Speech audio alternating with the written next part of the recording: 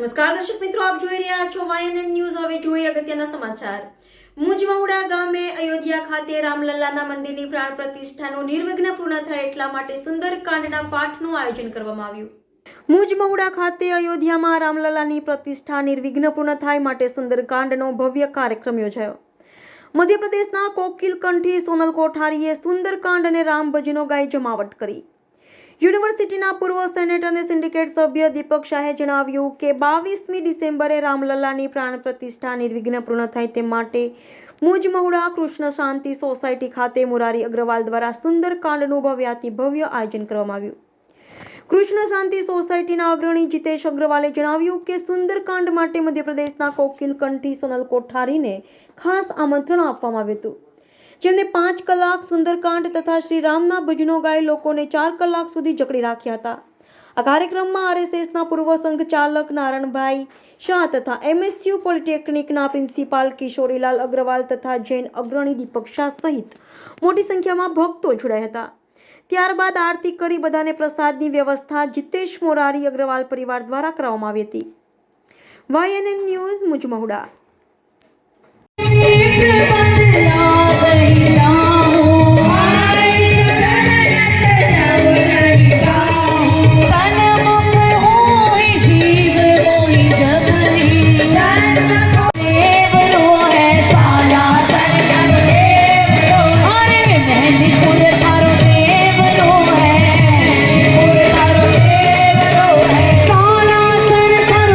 આજે મુજમહુડા ખાતે મુરારીભાઈ અગ્રવાલના ત્યાં એક સરસ મજાના સુંદરકાંડનું આયોજન થયું હતું। સુંદરકાંડ માટે આપણી સાથે સોનલબેન કોઠારી છે, એમના કંઠેથી સુંદર મજાનું સુંદરકાંડનો કાર્યક્રમ આજે થયો। આપણે સોનલબેનને પૂછીએ, આજ સુધી તમે કેટલા સુંદરકાંડ કર્યા છે, કેવા કેવા ભજનિક વગેરે સ્થળોનું સંભળાવો છો, અને 22મી તારીખે જે ભગવાન રામચંદ્રજીની પ્રતિમાના प्राण प्रतिष्ठा थवानी है, तो एना माटे आपनी शू संवेदना है हमारे दर्शक मित्रों ने जणाओ। मैं मध्य प्रदेश से रहने वाली हूँ और 2003 से सुंदरकांड के आयोजन में जाती हूँ और अभी तक सभी क्षेत्रों में सुंदरकांड हो चुके हैं। सूरत, आणंद, अहमदाबाद, इंदौर, उज्जैन, रतलाम और मध्य प्रदेश के कई शहरों में सुंदरकांड की प्रस्तुति, बड़ौदा के हर कोने कोने में सुंदरकांड की प्रस्तुति अभी तक बालाजी महाराज की कृपा से दे चुकी हूँ। 2007 से मेहंदीपुर बालाजी महाराज से जुड़ने के बाद ये बाबा की कृपा हुई और आज तक सुंदरकांड की प्रस्तुतियाँ सभी जगह देती आई हूँ। प्रभु ने हर जगह कृपा की है और रामलला की स्थापना 22 तारीख को होने जा रही है। प्रभु अपने महलों में प्रवेश करने जा रहे हैं, इस बात की बहुत ही खुशी है। साल में 2 दिवाली मनाई जा रही है और मुझे ही नहीं, हर एक भक्त के मन में बहुत ही प्रभु के प्रति उमंग है, उल्लास है कि प्रभु अपने महलों में प्रवेश कर रहे हैं। घर घर सुंदरकांड भजन के आयोजन किए जा रहे हैं।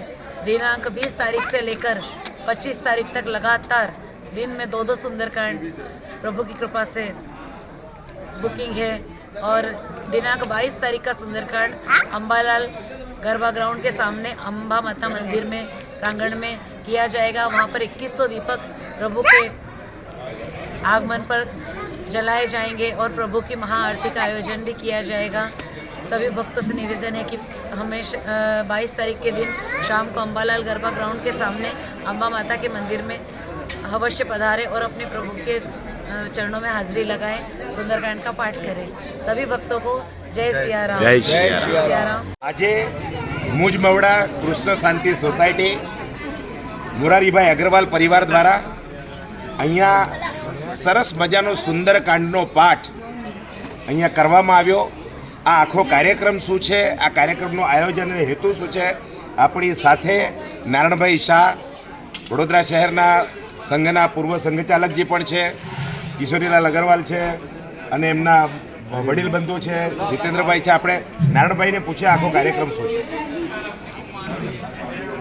22 જાન્યુઆરીના રોજ રામલલાના મંદિરનું પ્રાણ પ્રતિષ્ઠાનો કાર્યક્રમ છે।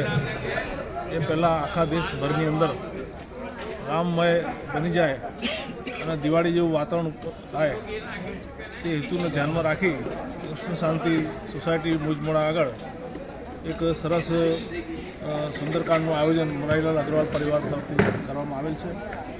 સોનલબેન કોઠારી તથા તેમની સાથેના સંગીત વૃંદ ખૂબ સરસ મજાનું સંગીત આપ્યું અને ખૂબ રસમય સુંદરકાંડનું એ આયોજન થયું છે. બધાને વિનંતી કે 22 તારીખે બધા આજુબાજુના મંદિરોમાં પોતાના ઘરોમાં દિવાળી જેવો ઉત્સવ મનાવે, રંગોળી કરે,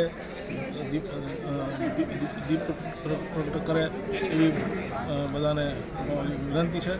અને ફરીથી જાણે કે દિવાળી છે અને ખરેખર આપણા માટે આ ખરી દિવાળી છે એમ માની અને આનંદ ઉત્સવનું આયોજન કરવું જોઈએ. મને પણ 22 તારીખે અયોધ્યા જવાનું નિમંત્રણ મળ્યું છે. એ મારું સૌભાગ્ય છે અને 500 વર્ષનું જે સંઘર્ષ હતો એનો અંત આવેલો છે. એવા પ્રસંગે મને નિમંત્રણ મળ્યું છે એ હું મારી જાતને સૌભાગ્ય માનું છું. બોલો જય જય શ્રી રામ.